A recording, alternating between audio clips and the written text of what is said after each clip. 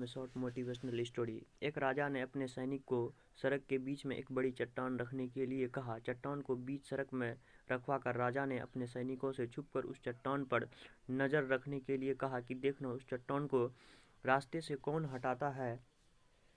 लोग उस जगह पर आते रहे और जाते रहे, लेकिन किसी ने भी उस चट्टान को रास्ते से हटाने की कोशिश नहीं की।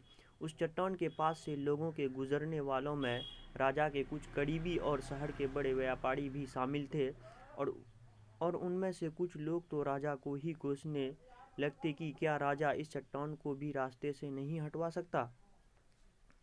लेकिन किसी ने भी उस चट्टान को रास्ते से हटाने की प्रयास नहीं किया। ऐसा काफ़ी दिनों तक चलता रहा। एक दिन एक किसान अपनी सब्जियों के साथ उधर से गुजर रहा था। उसने चट्टान को रास्ते में पड़े देखा और सोचा कि सबको इस चट्टान की वजह से कितनी तकलीफ हो रही है। उसने अपनी मजबूत लाठी से उस चट्टान को एक तरफ धकेलने की कोशिश शुरू कर दी।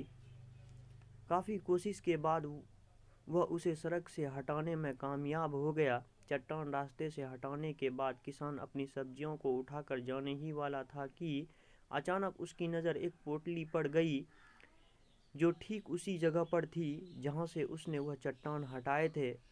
उसने उस पोटली को खोलकर देखा तो उसमें सोने के कई सिक्के थे, और उन सिक्कों के साथ राजा का एक संदेश भी था, जिसमें लिखा था कि ये सोने के सिक्के उनके लिए है जो इस चट्टान को रास्ते से हटाएगा।